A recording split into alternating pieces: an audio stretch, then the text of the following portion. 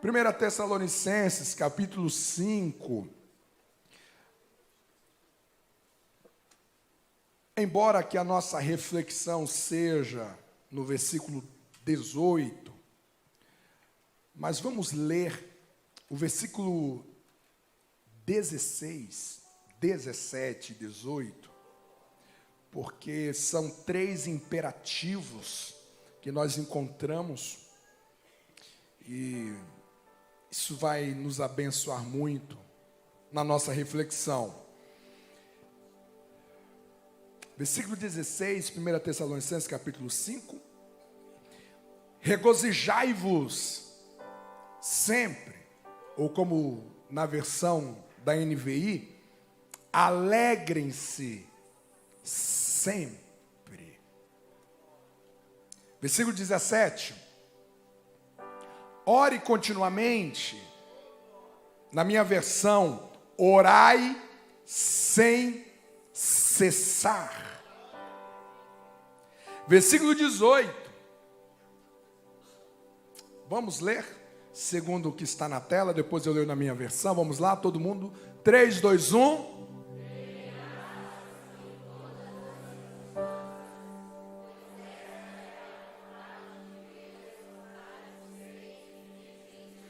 Em tudo dai graças, porque esta é a vontade de Deus em Cristo Jesus para convosco. Vocês podem dizer amém.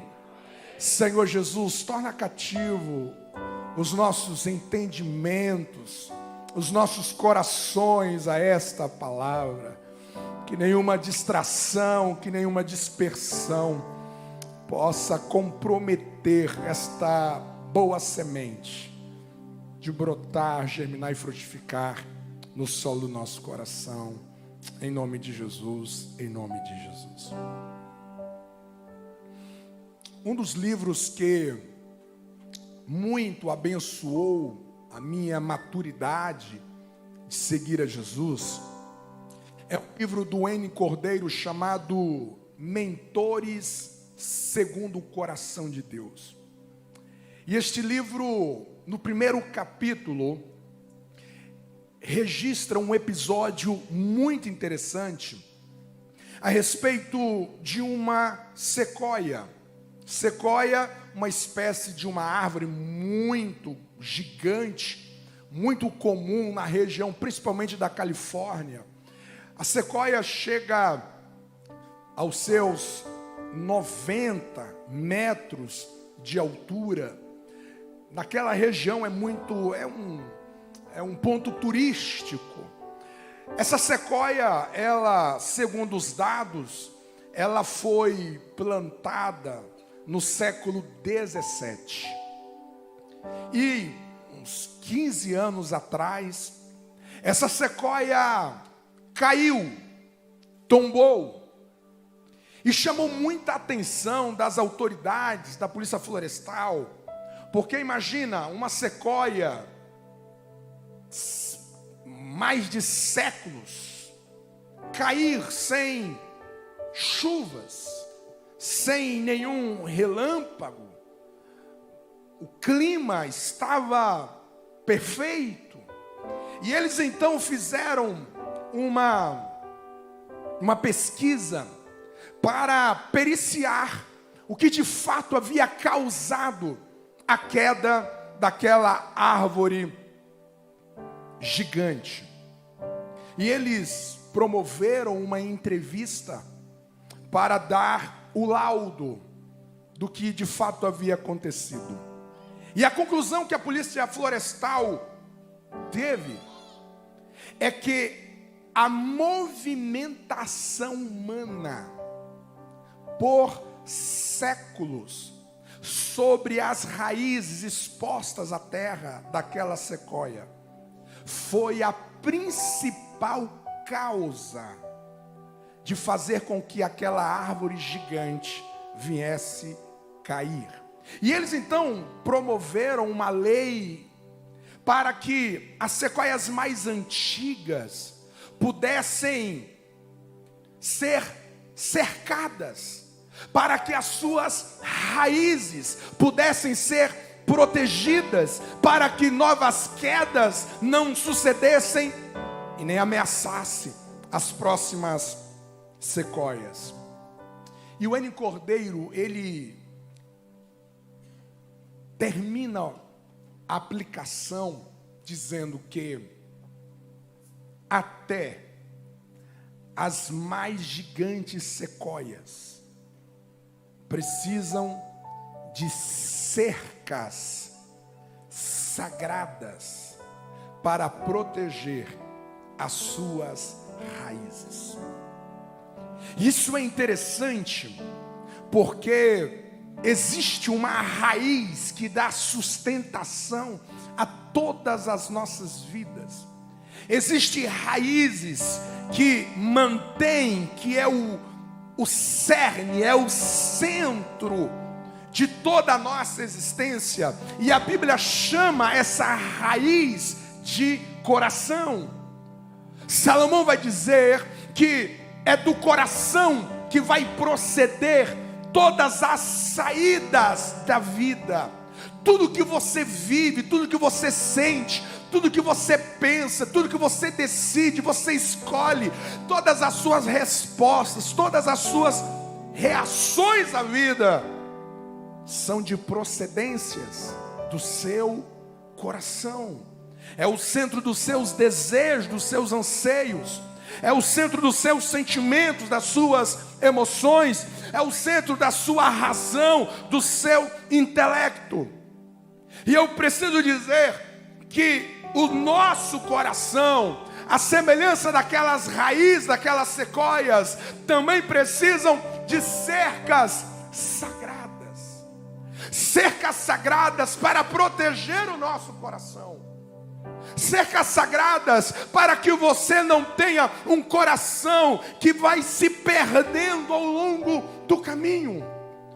Cercas sagradas que venha proteger a fonte da sua vontade, dos seus desejos, dos seus sentimentos, das suas emoções, do seu intelecto, da sua razão. E a Bíblia vai nos direcionar a várias cercas sagradas, que nós chamamos de princípios, de valores, que nós chamamos de mandamentos, que nós chamamos de evangelho, que quando nós praticamos esses princípios, quando nós cumprimos com esses mandamentos, cercas são erguidas ao redor do nosso coração, de maneira que as nossas motivações, de maneira que as nossas forças, o nosso entusiasmo, o nosso ânimo, as nossas determinações, as nossas resiliências, a nossa fé, de maneira que tudo aquilo que nos faz existir, que nos faz nos manter em pé, fica protegido, fica guardado. Cercas sagradas. E uma dessas cercas que a Bíblia aponta como proteção ao seu coração é a cerca da gratidão. O princípio das ações de graças. O princípio do agradecimento.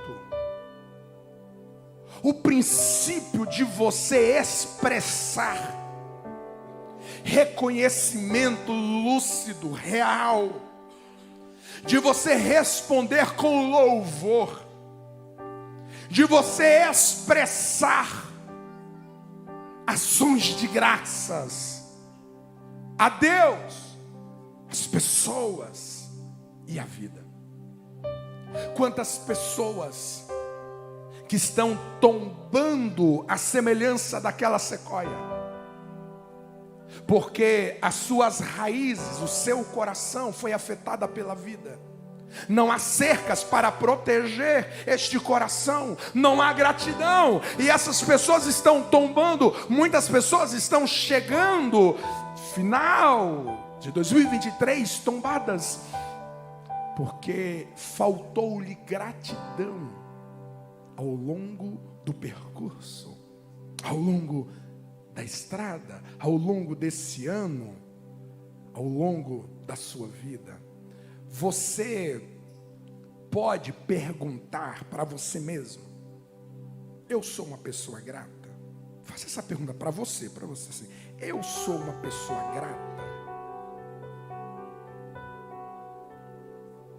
Eu sou uma pessoa agradecida? Eu sou leve para agradecer? Eu sou ligeiro para celebrar ações de graças? Quem está comigo, diga amém. Eu quero convidá-lo a meditar sobre isso esta noite. E em primeiro momento, de maneira didática, eu quero falar sobre o peso da ingratidão. O antônimo da gratidão, a ingratidão. A ingratidão. Primeiro, você precisa saber e lembrar que ingratidão é pecado. Não tem a ver, a ingratidão não tem a ver unicamente com um erro social, um erro inofensivo ao caráter, porque existem erros que é inofensivo à moral, existem erros que não comprometem o caráter, que não macula a salvação, que não compromete a sua cosmovisão, a sua visão de mundo. Mas a ingratidão não está nessa classe. A ingratidão é pecado. É impossível alguém flertar com a ingratidão e o coração e o caráter não se deformar. É impossível alguém andar de mãos dadas com a ingratidão e não se tornar ranzinza, azeda, ácida, tóxica, pesada. A ingratidão é pecado, compromete a sua fé, arruína a sua alegria, destrói o seu encanto. A ingratidão é pecado. A ingratidão sinaliza uma infantilidade existencial. Quem é pai? Pai. Uma das coisas que você precisa ensinar o seu filho é o quê? Agradecer. Porque crianças, se elas não forem ensinadas, quantas vezes eu começava antes do culto, eu saía aos bancos, como de costume, e eu trazia muito pirulito. E quando eu dava para as crianças, e elas ficavam felizes, mas em silêncio. O que a mãe dizia? O que fala, meu filho? Obrigado, pastor. Amém. Criança não é nato, não é inerente ao ser a gratidão. Precisa aprender, precisa desenvolver. Isso significa que quando eu não sou grato à vida, quando eu não sou grato a Deus, quando eu não sou grato às pessoas, eu estou manifestando que eu sou uma criança interior. Eu sou um infanto, eu não cresci, eu sou um imaturo. porque só os imaturos não agradecem. Só os imaturos não são gratos. Em terceiro, a ingratidão,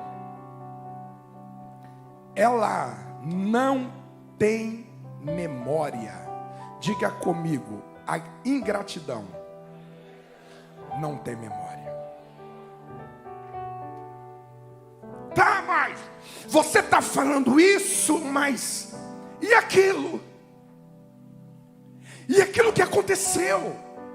E aquilo que eu fiz? E aquilo que eu entreguei? E aquilo que eu abençoei? E aquilo que eu me sacrifiquei? Não. A ingratidão trata o presente com uma cegueira do passado recente, do passado médio, do passado antigo. A ingratidão não tem memória. A ingratidão trata a vida, trata pessoas sem olhar para o retrovisor. A ingratidão anda de mãos dadas com descontentamento. Olha para Adão e Eva. O que faltava? O que faltava para aquele casal? Absolutamente nada. Mas a ingratidão fez com que a mulher e o homem olhasse para toda a extravagância do jardim e olhasse para Deus e dissesse: isso aqui ainda é pouco. Nós precisamos de mais. Isso aqui é insuficiente para a nossa alegria. Isso é insuficiente para a nossa plenitude. A ingratidão anda de mãos dadas com descontentamento. Você nunca vai encontrar um ingrato alegre. Você nunca vai encontrar um ingrato pleno, inteiro, completo, na sua interioridade, porque a ingratidão, ela anda de mãos dadas com um descontentamento. A ingratidão, ela é orgulhosa, é egocêntrica, porque às vezes o ingrato sabe que foi beneficiado, mas ele é orgulhoso demais para agradecer. Porque alguém gritou para ele que a gratidão é fraqueza. Reconhecer benefício até de quem nós não gostamos. Agradecer é uma fraqueza. Logo, o orgulho fala mais alto, o egocentrismo fala mais alto. Em penúltimo lugar, a ingratidão, ela flerta com a desonra. Quando você é ingrato a Deus, você está desonrando a Deus. Quando você é ingrato ao seu cônjuge, quando você é ingrato ao seu pai, à sua mãe, quando você é ingrato aos seus filhos, quando você é ingrato ao seu patrão, quando você é ingrato aos seus funcionários, quando você é ingrato à sua igreja, quando você é ingrato ao reino de Deus, você está desonrando todas essas instâncias. E para fechar e não estender mais a lista da ingratidão, a ingratidão atrai maldição. No apagar das luzes, tudo que estou falando sobre a ingratidão, pessoas ingratas fecham portas, que foram planejadas por Deus para se abrirem a elas. A ingratidão bloqueia promessas, bloqueia bênçãos. A ingratidão atrofia aquilo que era para frutificar, aquilo que era para prosperar, aquilo que era para crescer, aquilo que era para desenvolver. A ingratidão amaldiçoa tudo que está à sua volta. Onde que a semente da ingratidão chegar, ela vai esterilizar ambientes, corações, pessoas, atmosferas. Lembre-se que em nenhum momento dessa reflexão eu estou falando de demônios, eu não estou falando de diabo, eu não estou falando das forças malignas, eu estou falando de caráter. Eu estou falando de maldições que não tem a ver com demônios. Eu estou falando de maldições que tem a ver com essa ingratidão na sua verticalidade ao divino e na sua horizontalidade às pessoas. Vocês estão comigo? Diga amém. Vocês estão me olhando assustados.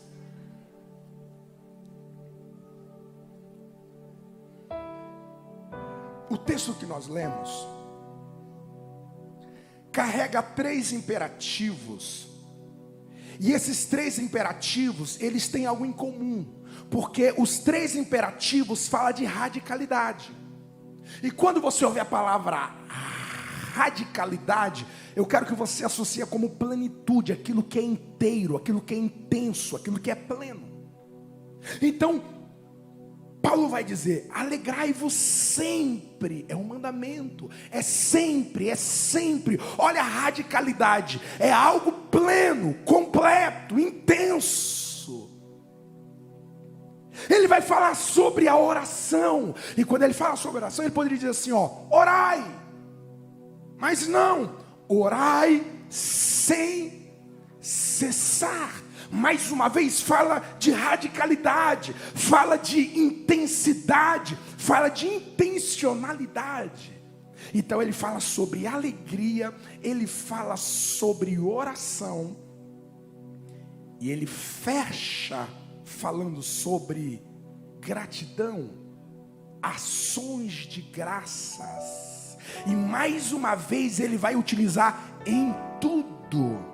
Ele poderia dizer: sejam agradecidos, ou louve a Deus com ações de graças, e ponto. Mas não, ele vai colocar o em tudo, para falar de uma radicalidade, para falar de algo constante, cheio e intenso.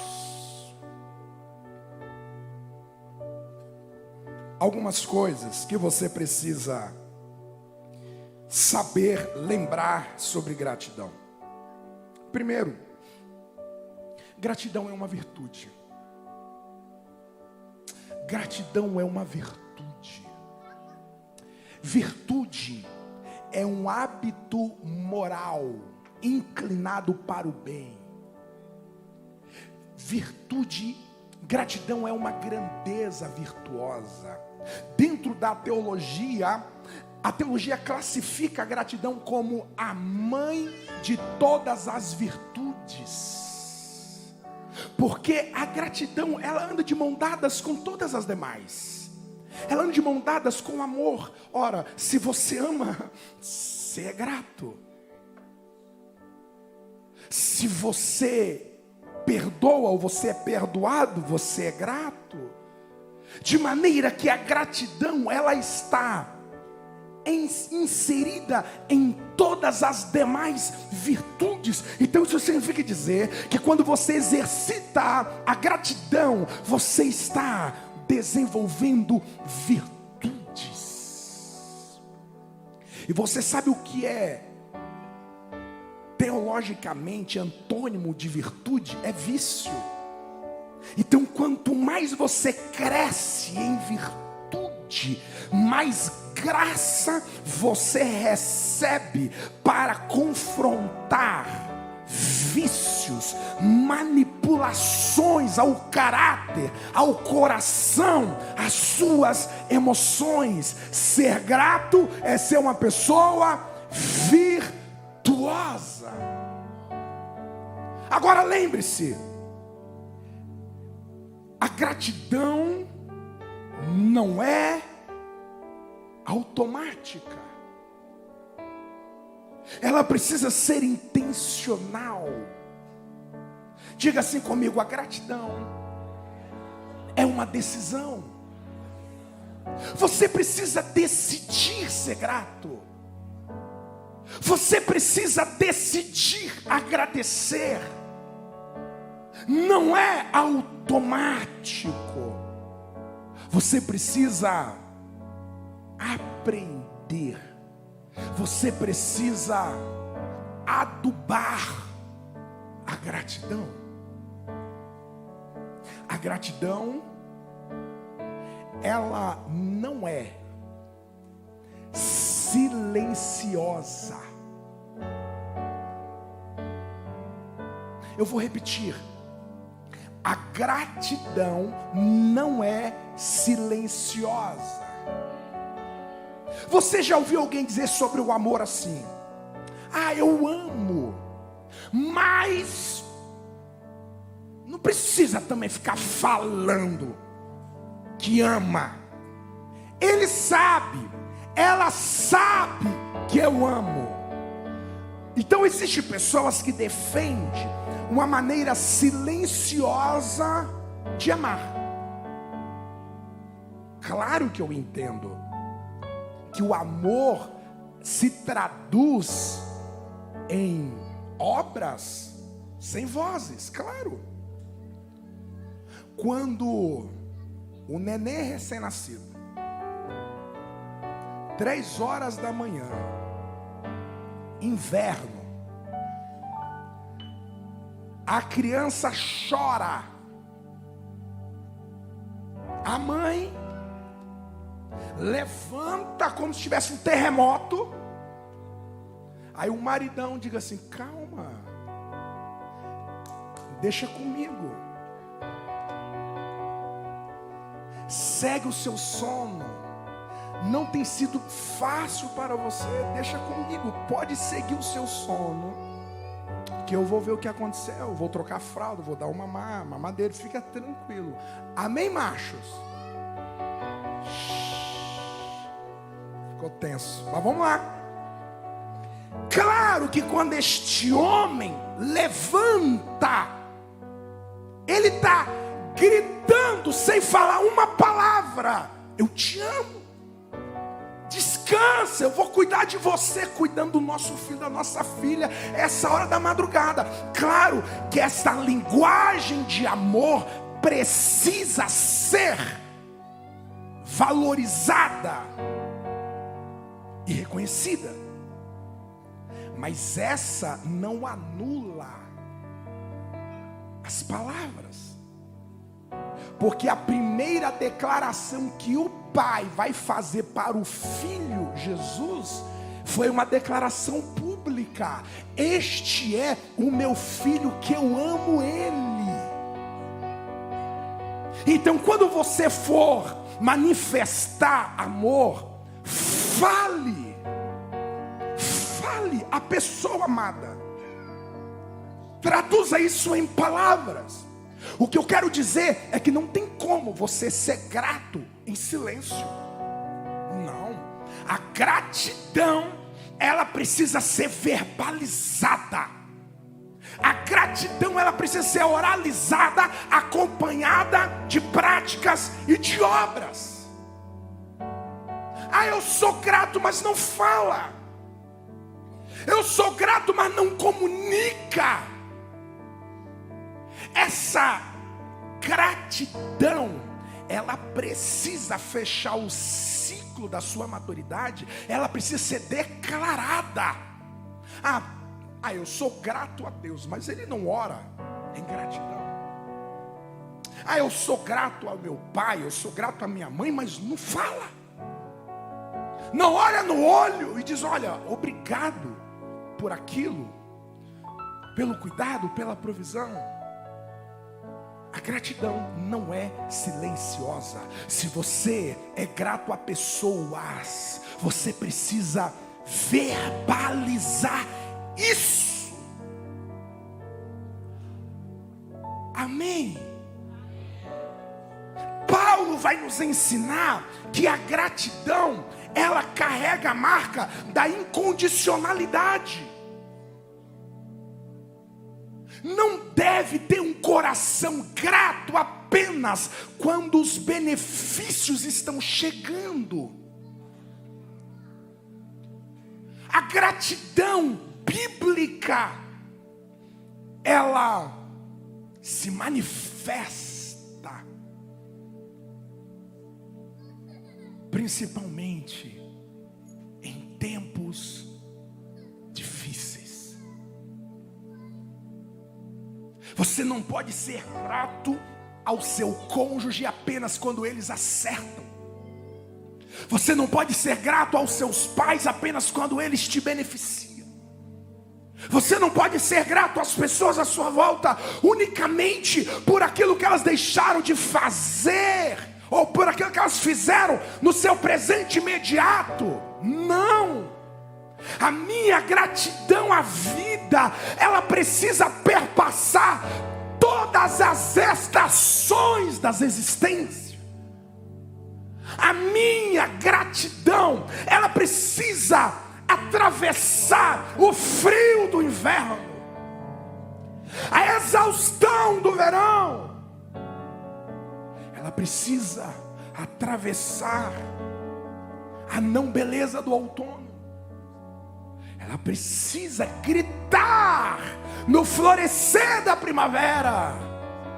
A gratidão, diz Paulo, em tudo. Não importa se esteja na fartura, não importa se esteja na escassez, se você esteja num palácio com melhor salário, ou que se você esteja desempregado. Paulo está dizendo: não deixe que a gratidão seja silenciada na sua voz. Grita a gratidão a Deus. Seja alguém grato a pessoas à sua volta, ainda que você esteja vivendo em dias difíceis. Porque a gratidão, ela é incondicional. Sabe uma das coisas que muito abençoou o meu coração quando eu aprendi sobre isso? Que a existência nossa na terra vai ser a única oportunidade que você terá para adorar a Deus em meio às dores da vida. Porque quando chegarmos no céu, não há mais choro, não há mais morte, não há desemprego, não há enfermidade, não há decepção, não há desapontamento, não há traições, não há abandonos, não há desempregos, não há luto. Na eternidade, absolutamente tudo será plenamente perfeito, e lá nós adoraremos a Jesus de todo o nosso coração, mas tudo estará perfeito à nossa volta. O único momento que você tem para viver a gratidão incondicional é quando você está neste mundo caído, é quando você está em meio às portas fechadas, é quando você está diante da exaustão da vida, é quando você tem todas as razões para abandonar pessoas, para abandonar a igreja, para abandonar a Jesus, para não crer nas promessas. Você tem todos os motivos para abandonar, mas você decide adorar, você decide agradecer, você decide em ações de graça. Alguém pode aplaudir ao nome do Senhor.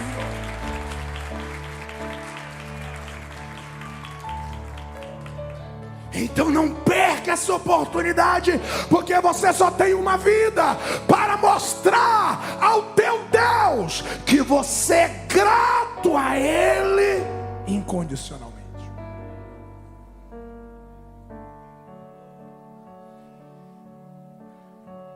A gratidão é um mandamento, não é uma opção, não é uma sugestão, é um mandamento. A gratidão protege o seu coração do pecado da murmuração. Nunca a gratidão e a murmuração vão andar juntos, nunca. Ou você é grato ou você murmura. E quando eu pesquisava sobre isso, eu fui muito abençoado ao ler uma pesquisa de uma universidade americana que revelou que a exposição diária por apenas 30 minutos de reclamações pode danificar fisicamente o cérebro e danificar os neurônios do hipocampo, a parte do cérebro responsável por resolver problemas e funcionamento cognitivo e memórias. Então quando você reclama do sol, reclama do calor, reclama do frio, reclama do trânsito, reclama porque não morreu de madrugada, e reclama do dinheiro, e reclama do salário, e reclama do governo, e reclama de tudo, o seu cérebro vai apequenando, você vai perdendo memórias, você vai perdendo a capacidade de ser alguém resolutiva, você vai perdendo a capacidade de ser alguém que resolve problemas, que encontra soluções em adversidades. E quando você é grato, você está protegendo o coração. Quando você é grato, você está protegendo o seu cérebro. Quando você está sendo grato, você está protegendo as suas memórias. Quando você está sendo grato, você está protegendo as suas emoções. Porque olha o texto: alegria e gratidão moram na mesma casa.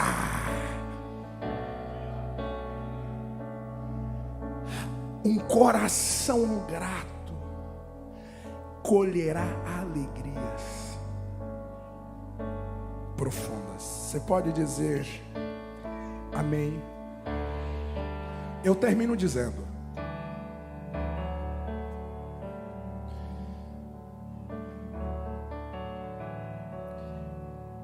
faça perguntas de gratidão. Faça perguntas de gratidão. Primeiro, a Deus. O que você recebeu de Deus até aqui?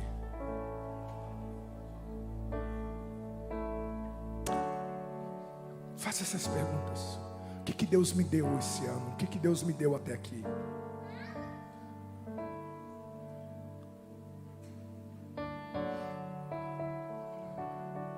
O Schaefer, ele vai dizer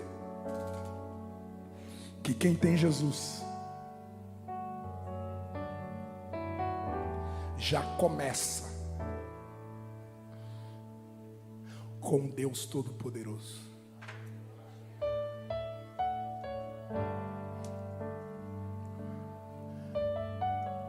Você precisa lembrar o seu coração, o que você recebeu de Deus, os benefícios que Deus te deu, benefícios que você nem pontua diariamente: a vida, a respiração, a inteligência, o dom, o talento, o trabalho, a razão. Aqueles que passaram pela sequela do Covid, sabe o que eu estou dizendo? Quanto que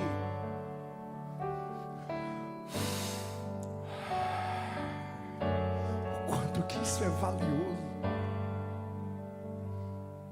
E às vezes, porque alguém te fechou no trânsito, você acha que tem razão para pecar em palavras.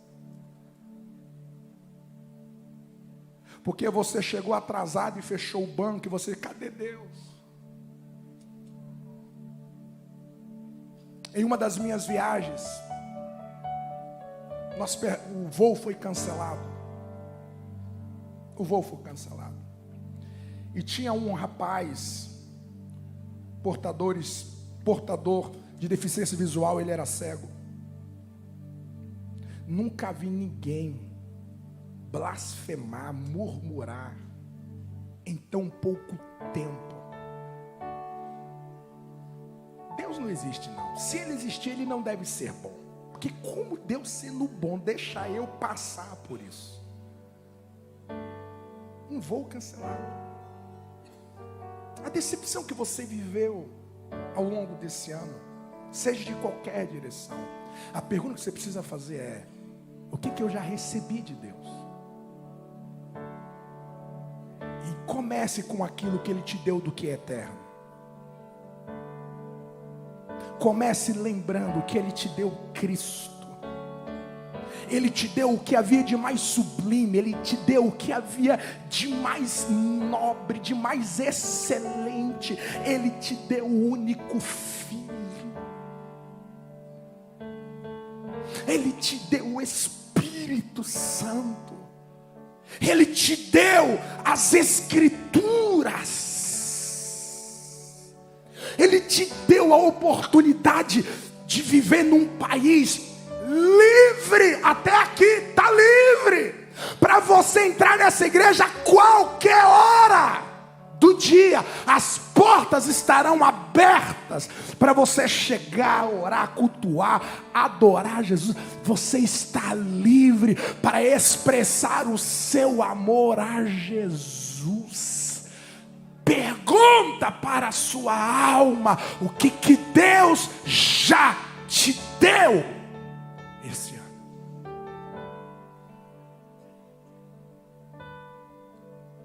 Mas também pergunta: quantas pessoas que beneficiaram você? Quantas pessoas que te abençoou nesse ano? O diabo vai fazer com que você foque naquelas que te decepcionaram, naquelas que magoou você, feriu você. Mas eu não acredito que ninguém aqui, que esteja aqui em 2023 não teve ninguém que Deus levantou para te abençoar.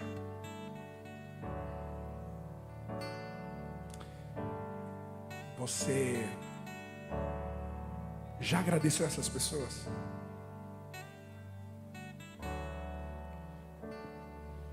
Eu quero te encorajar nesses últimos dias que falta de 2023.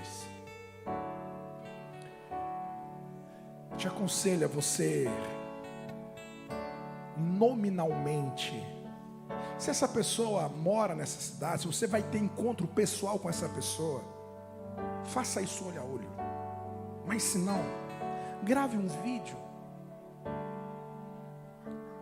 Mas dê voz, dê som à sua gratidão. As pessoas que entrou no seu caminho, te abençoou. Talvez não só nesse ano, mas na sua vida.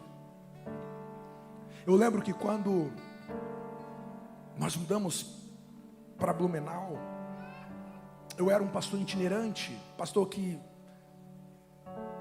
pregava, vivia apenas pregando no Brasil. E eu lembro que dezembro, as agendas não tinham. Então sempre o nosso Natal era aquele Natal meio magro. Não sei se me entende. Mas eu lembro que o nosso primeiro Natal aqui, 2013, a gente ainda estava chegando na cidade. Eu lembro que o pastor Nilton me chamou aqui à frente, no domingo à noite. Disse assim: igreja, está aqui o Aguiar, recém-chegado na nossa igreja. Tem 2 filhos. A Alessa tinha 10 meses. Já estava com 1 ano. O Alejandro tinha 3 anos para 4 anos. O mês de dezembro é um mês que não tem agendas. O que você sentir, abençoe essa família. O Alejandro e a Alessa nunca ganharam tanto presente no Natal.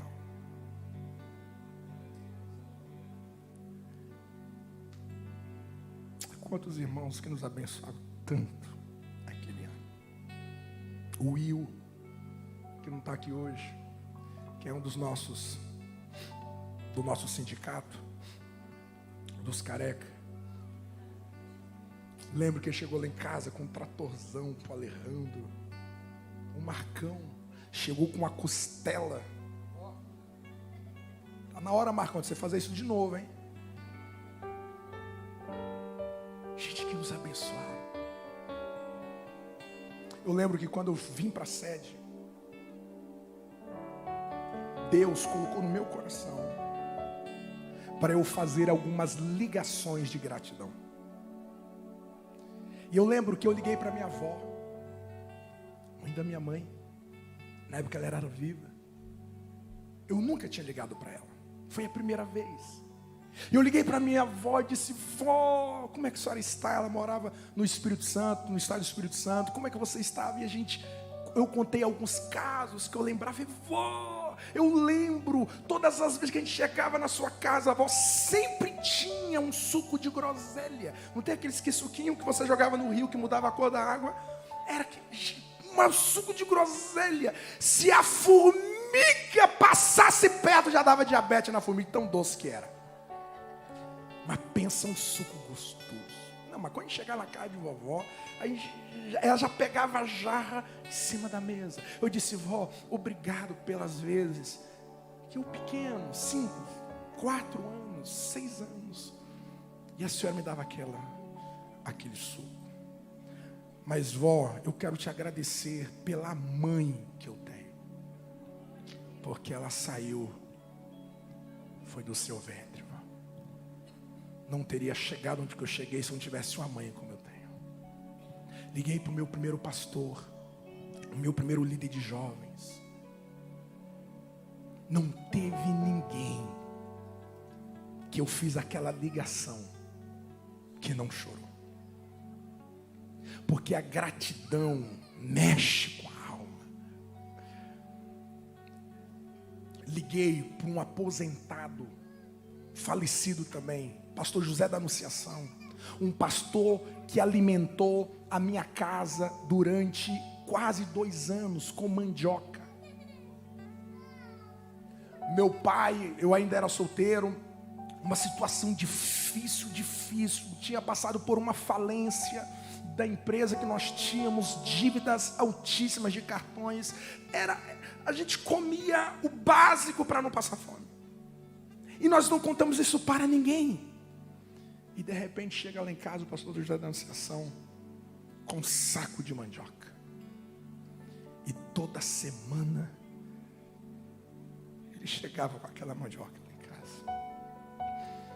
O meu irmão morava na cidade. Eu disse: Leandro, compra uma cesta básica, entrega lá na casa do pastor José da Anunciação e diga para ele que essa cesta é uma cesta de gratidão por ele ter matado a nossa fome durante muitas noites. Talvez você precisa ligar para alguém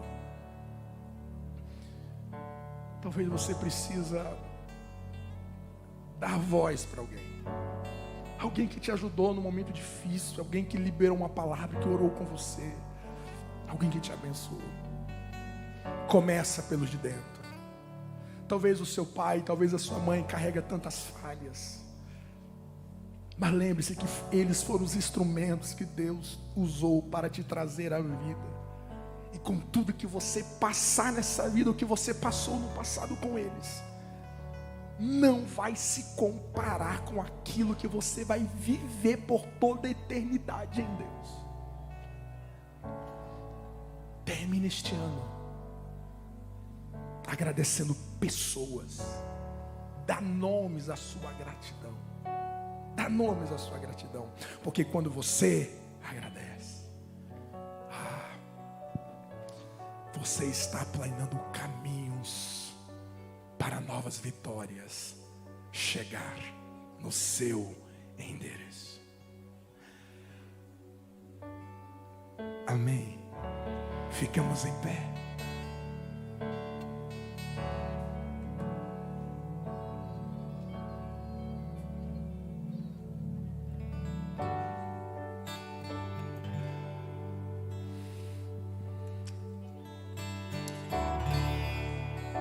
Eu não sei o que você escreveu aqui, mas faça isso sempre. Faça isso sempre. Traga a sua razões para agradecer. Eu te garanto no que eu vou te dizer. Você sempre terá mais razões para agradecer do que para murmurar. Então foque na gratidão. Foque em pessoas que te tocou de alguma maneira, se aprendeu de alguma maneira. Comece com os de dentro, vai para os seus amigos e avança. Porque o texto diz: essa é a vontade de Deus. Não existe nada mais prazeroso em saber que o que você está fazendo é exatamente o que Deus quer que você faça. Então viva a vida com essa leveza da gratidão. A gratidão faz com que você alivie os ombros.